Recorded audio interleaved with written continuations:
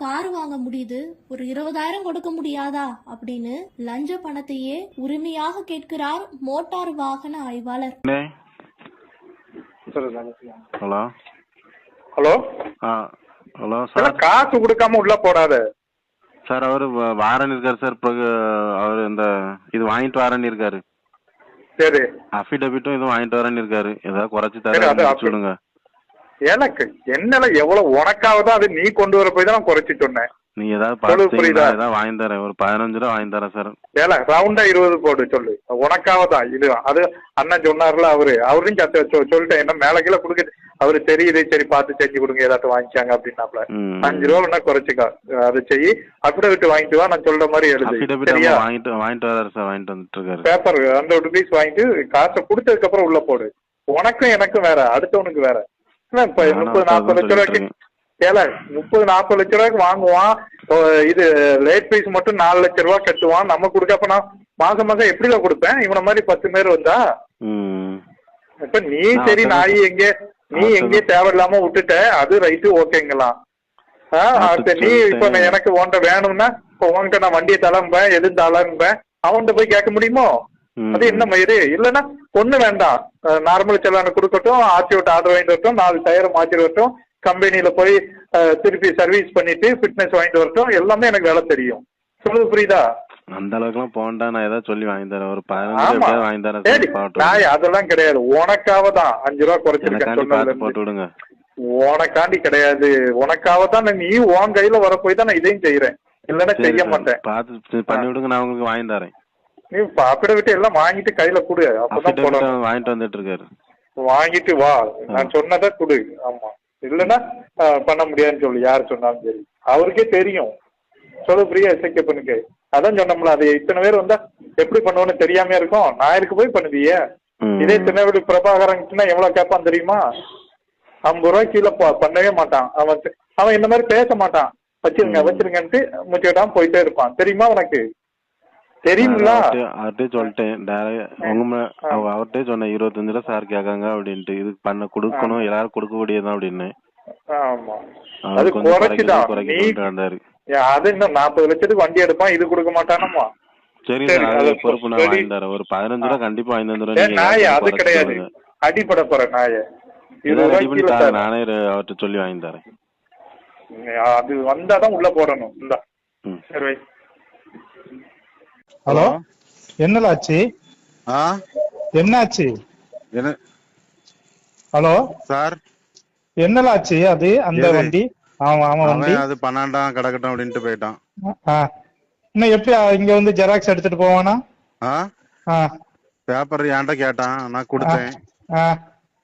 Registration ஆயிட்டான்னா இல்ல அப்படின்னு. அதனால போட்டோ எடுத்தான், அதனால போயிட்டான். என்ன போய் என்ன செய்ய போறானா அது தெரியல. ஆர்டிஓ ஆர்டர் வாங்கிட்டு வரட்டும், சரிதானே? ஆர்டிஓ ஆர்டர் வாங்கிட்டு வண்டியை கொண்டு வர சொல்லு. தெரியல சார், நான் இல்ல. அப்புறம் நான் சொன்னேன், ஏன்னா நீங்க நான் சொன்னேன், நீங்க கேட்கல, நீ உங்க பாடு, நீங்களே டைரக்டா நீங்களே பேசி நீங்களே முடிச்சுடுன்ட்டேன். இன்னும் பெரிய யுவன் நினைப்புல அலைதானா? இல்ல, எது என்ன பழக்கங்கிறேன். என்னடா?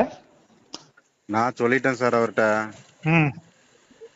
இங்க உள்ள நிலவரத்தெல்லாம் சொல்லியாச்சு, முன்னாடி வச்சு பேசியாச்சு. அப்புறம் எஸ்ஐகே பண்ணும், சரிண்ணா ஏதாட்டும் பார்த்துட்டு செஞ்சு கொடுங்கண்ணா, செஞ்சு கொடுங்க சார் எஸ்ஐகே பண்ணும் சொன்னாப்ல. ஆமா, அதுக்கே முடியாம இது பண்ணிட்டு இருந்தோம்னா அப்ப 40 லட்சம் வண்டி வாங்குறான், என்ன பெரிய இதா பண்றான். 15 ரூபா தாரேன்னாரு. அதை வாங்கிட்டு நாளைக்கு வண்டியை கொண்டு வர சொல்லு, சரியா? போட்டு தரேன். நான் அவர்கிட்ட சொல்லிடுறேன் சார், அது நீங்களே பாத்துடுங்க. நீ தானே கொண்டு வந்த? நான் கொண்டு வந்தேன், அவரு நம்ம சொல்லவே கேட்கல. அதுக்கப்புறம் அவர் பாடு, அவரே என்ன பண்ணிட்டு போறாரு.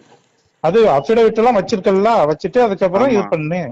வச்சாச்சு, நேரத்தை அன்னைக்கே வச்சாச்சு. சரி, அப்ப காலைல கொண்டு வா, அதை வாங்கிரு, கொண்டு வா, நான் போட்டு தரேன், சரிதானே? சரி சார், நான் சொல்லுங்க அவர்கிட்ட. அவன் அது இதுன்னு பண்ணதா இருந்தா எனக்கும் தெரியும். என்ன மிஞ்சி போனா ஒரு கேஸ் தானே ஆகும். சொல்லுது புரியுதா? சும்மா இல்ல, நீ வேற நம்ம வேற எவனா இருந்தா உயிரா போகுது. பெரிய மயிறு 50 லட்சத்துக்கு வண்டி வாங்குறானுலாம். இல்ல நமக்கு மாசம் எவ்வளவு கொடுக்கணும்னு தெரியாது உனக்கு? சரி சார், நான் அவர்கிட்ட சொல்லி பாக்கேன். ஆமா, வாங்கிட்டு நாளைக்கு காலைல கொண்டு வந்தேன்னா போட்டு தரேன். சரியா? சரி சார். சரி, ரைட், ஓகே.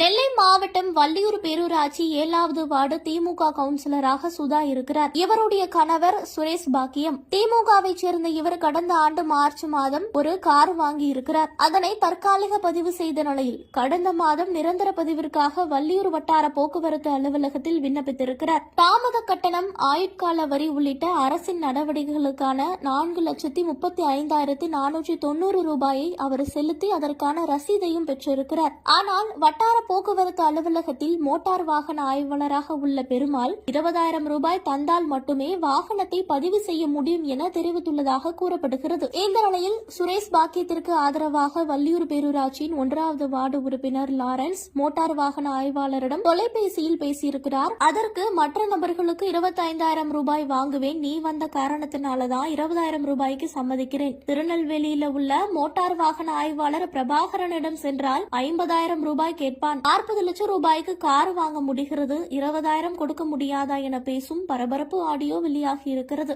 இது தொடர்பாக விசாரித்த போது சுரேஷ் பாக்கியம் மோட்டார் வாகன ஆய்வாளர் லஞ்சம் கேட்டது தொடர்பாக திருநெல்வேலி மாவட்ட லஞ்ச ஒழிப்பு துறையில் புகார் அளித்துள்ளார். அதில் 20,000 லஞ்சம் கேட்ட நிலையில் அவ்வளவு தர முடியாது என கூறி 15,000ற்கு சம்மதித்ததாகவும் தெரிவித்திருக்கிறார். உடனடியாக ஒரு வங்கி கணக்கில் பணத்தை செலுத்த கூறிய நிலையில் என்னிடம் 10,000 ரூபாய் மட்டுமே இருந்த காரணத்தினால அதனை மோட்டார் வாகன ஆய்வாளர் கூறிய வங்கி கணக்கில் செலுத்திவிட்டேன் எனவும் தெரிவித்திருக்கிறார். மேலும் மீதி இருக்கக்கூடிய 5,000 மறுநாள் தருவதாக தெரிவித்தேன். ஆனால் 5,000 வங்கி கணக்கில் செலுத்திவிட்டு வாகனத்தை கொண்டு வா, பதிவு செய்து தருகிறேன் என கூறி ஆய்வாளர் திருப்பி அனுப்பிவிட்டார் என அவர் தெரிவித்திருக்கிறார். இதனை அடுத்து கூடுதல் காவல் கண்காணிப்பாளர் விசாரணை மேற்கொண்டு சுரேஷ் பாக்கியத்தின் புகாரில் உண்மைத்தன்மை இருப்பதை அறிந்து மோட்டார் வாகன ஆய்வாளர் பெருமாள் மீது வழக்கு பதிவும் செய்யப்பட்டிருக்கிறது. விசாரணை நடைபெற்று வரும் நிலையில் தற்போது வரை மோட்டார் வாகன ஆய்வாளர் மீது துறை ரீதியான நடவடிக்கைகள் எடுக்கப்படவில்லை எனவும் சொல்லப்படுகிறது.